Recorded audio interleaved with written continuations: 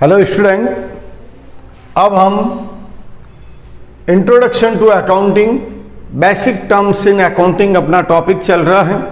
उसमें कुछ basic terms हमने की, एसेट लायबिलिटीज के बारे में बात की, कैपिटल के बारे में बात की। अब हम बात कर रहे हैं गुड्स के। एक बिजनेसमैन जो माल खरीदता है और जो माल बेचता है उसी को हमने गुड्स कहा है। कि जैसे एक प्रोविज़न स्टोर वाला है, वो प्रोविज़न परचेज कर रहा है। प्रोविज़न का मतलब हो गया सिंपल किराने की दुकान, कि जहाँ पर सभी तरह के आइटम्स मिलते हैं खाने पीने के, वो प्रोविज़न स्टोर हो गया।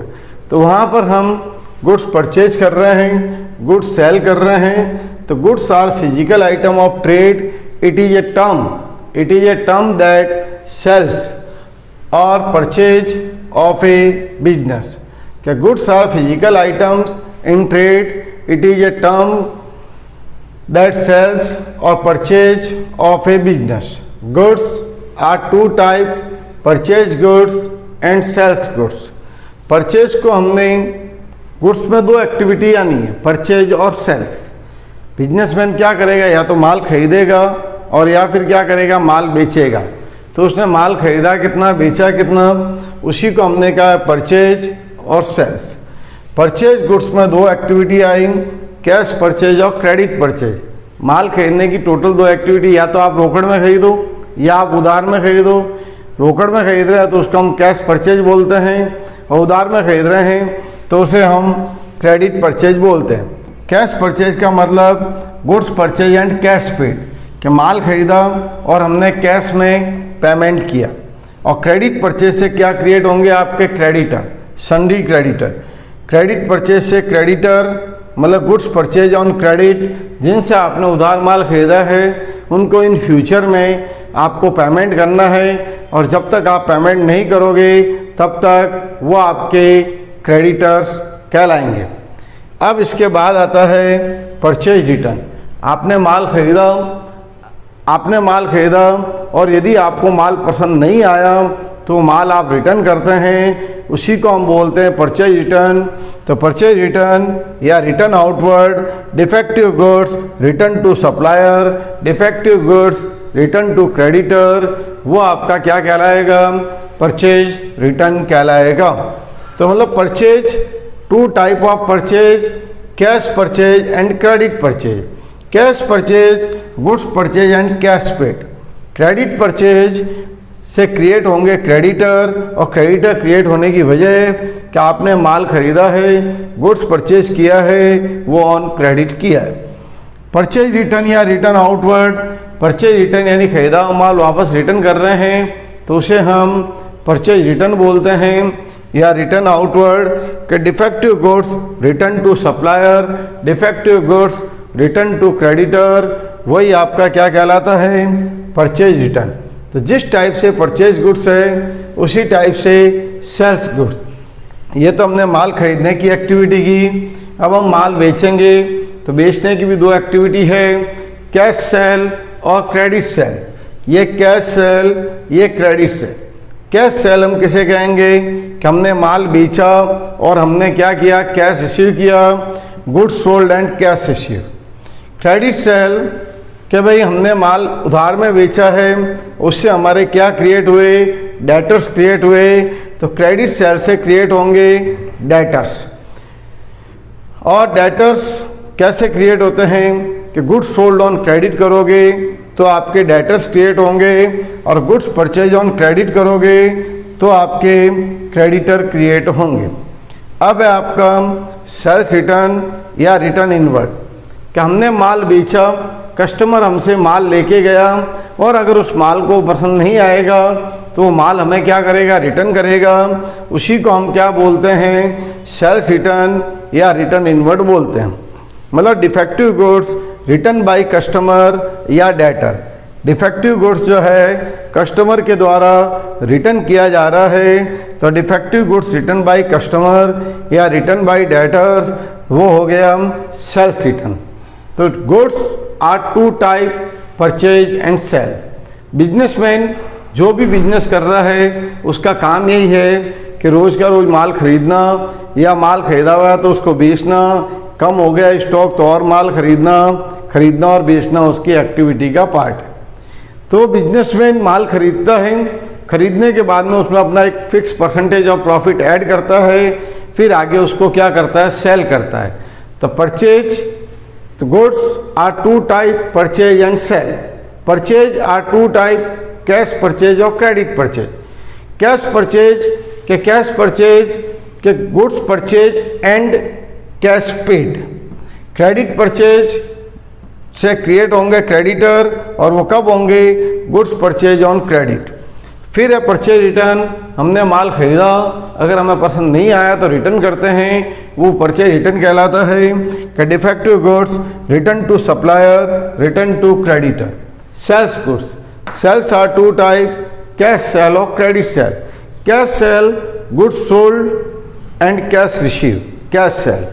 क्रेडिट सेल से क्रिएट होंगे debtors, goods sold and credit के गुड्स सोल्ड ऑन क्रेडिट, इससे हमारे क्या क्रिएट होना है, डेटर्स, वो हो गई क्रेडिट सेल्स।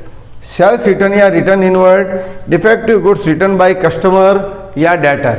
क्या आपने डिफेक्टिव गुड्स है वो रिटर्न किया है, तो defective goods return by customer या रिटर्न बाय डेटर्स, तो वो आपका सेल्स रिटर्न कहलाता है। तो goods are two type, purchase and sales. अब हम बात कर रहे हैं इन्वेंट्री। इन्वेंट्री या स्टॉक बोथ आर सेम, चाहे वो इन्वेंट्री बोल रहे हैं चाहे वो स्टॉक बोल रहे हैं। एंड ऑफ द ईयर जो माल हमारे पास सोल्ड होने से रह जाता है उसी को हम स्टॉक बोलते हैं, और जो एंड ऑफ द ईयर है उसको हम बोलते हैं क्लोजिंग स्टॉक, और वही अगले साल के बिगिनिंग में हमारा क्या बन जाएगा, ओपनिंग स्टॉक। तो stock are two type, opening stock और क्लोजिंग स्टॉक। स्टॉक या inventory, stock is an enterprises for the purpose of sale in the ordinary course of business. कि एक एंटरप्राइजेज माल रखती है क्योंकि ग्राहक का कोई भरोसा नहीं, कस्टमर कभी भी कितना ही माल लेने के लिए आ सकता है, तो उसके लिए आपके पास में क्या होना चाहिए, स्टॉक होना चाहिए। स्टॉक होगा तभी आप गुड्स सोल्ड कर सकते हो, अदरवाइज पॉसिबल नहीं।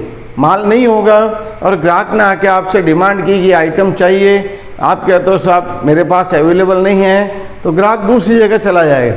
इसलिए बिजनेसमैन को any time and every time उसको कुछ ना कुछ माल अपने पास स्टॉक के रूप में रखना होता है। तो स्टॉक या inventory, stock is an enterprises for the purchase for the purpose of sale in the ordinary course of business. Stock is the two type, opening stock और क्लोजिंग स्टॉक। जो बिगिनिंग ऑफ द ईयर है उसको हम opening stock बोलेंगे, और जो and of the year है उसको हम क्या बोलेंगे, closing stock. Beginning of the year का मतलब है यहाँ पर नॉर्मली हमारे अकाउंट्स में ईयर जो चलता है वो 1 अप्रैल टू 31 मार्च चलता है। तो 1 अप्रैल का जो स्टॉक है वो ओपनिंग स्टॉक, और 31 मार्च वाला स्टॉक है उसको हम बोलते हैं क्लोजिंग स्टॉक। तो stock are two type, opening stock और क्लोजिंग स्टॉक। अब बिजनेसमैन भी दो तरह के बताए गए हैं, एक तो हो गया ट्रेडर और एक हो गया मैन्युफैक्चरर। ट्रेडर वो है जो माल की ट्रेडिंग करता है, माल खरीदता है, उसमें अपना मार्जिन ऐड करता है और सेल कर देता है। और मैन्युफैक्चरर वो हो गया जो माल को खरीद रहा है रॉ मटेरियल के रूप में और तैयार करके फिनिश गुड्स के रूप में बेच रहा है, तो है raw material, work in progress और फिनिश गुड्स।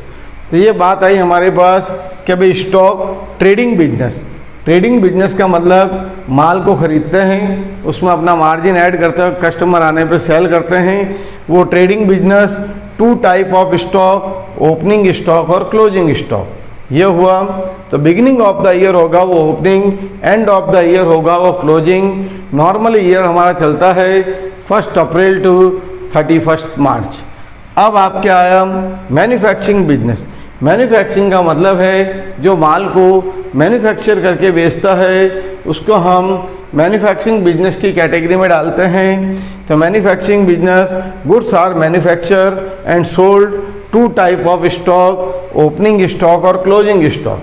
अब ओपनिंग स्टॉक में 3 तरह का माल आ गया, raw material, work in progress, finish goods. Raw material वो स्टेज है जहाँ पर आपने माल खरीदा है और वो आपके पास पड़ा है, खरीद के आपने रखा। अब जब उसको तैयार करना है तो आप मैन्युफैक्चरिंग वर्क करना शुरू करोगे उसके ऊपर, तो वो कहलाता है वर्क इन प्रोग्रेस। मतलब 10% माल तैयार हुआ तो भी वर्क इन प्रोग्रेस, और 80% माल तैयार हुआ तो भी वो वर्क इन प्रोग्रेस की कैटेगरी में चला जाएगा। उसके बाद में आता फिनिश गुड्स। फिनिश गुड्स का मतलब क्या है? तैयार माल, कि जो माल 100% रेडी पोजीशन में पहुंच गया है उसको हम बोलते हैं फिनिश गुड्स। तो raw material, work in progress और फिनिश गुड्स। जो हमारा ओपनिंग स्टॉक है उसमें और हम परचेज करेंगे, फिर बेचेंगे, और एंड ऑफ द ईयर जो बच जाएगा वो हमारा क्या हो जाएगा? Closing stock. जो दिस ईयर का क्लोजिंग है वो नेक्स्ट ईयर का क्या हो जाएगा? ओपनिंग हो जाएगा। क्योंकि हमारे यहाँ पर ईयर दो तरह के चलते हैं, एक फाइनेंशियल ईयर और एक calendar year. Financial year 1 April to 31 March और calendar year 1 January to 31 December. Accounting में जो चलता है वो फाइनेंशियल ईयर चलता है, तो हमें फाइनेंशियल ईयर के हिसाब से डेट ध्यान रखनी है कि स्टार्टिंग ऑफ द ईयर 1 अप्रैल और एंड ऑफ द ईयर 31 मार्च। तो मैन्युफैक्चरिंग का मतलब जो इंडस्ट्रीज जहाँ पर माल तैयार हो रहा है, रॉ मटेरियल आ रहा कुछ और ही है और तैयार होने के बाद में बन जाता कुछ का कुछ ही है, तो फिनिश गुड्स कहलाता है। और फिनिश गुड जब तैयार हो गया, अगर उसके पास ऑर्डर है तो सीधा ग्राहक को क्या करेगा? कस्टमर को सेंड कर देगा। नहीं है तो तैयार हुआ माल वो अपने कहाँ रख देगा? गोडाउन में। वो आपका फिनिश गुड्स कहलाएगा।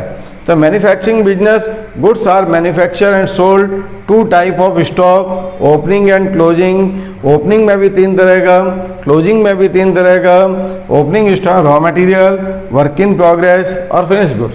क्लोजिंग स्टॉक में भी raw material, work in progress and finish goods.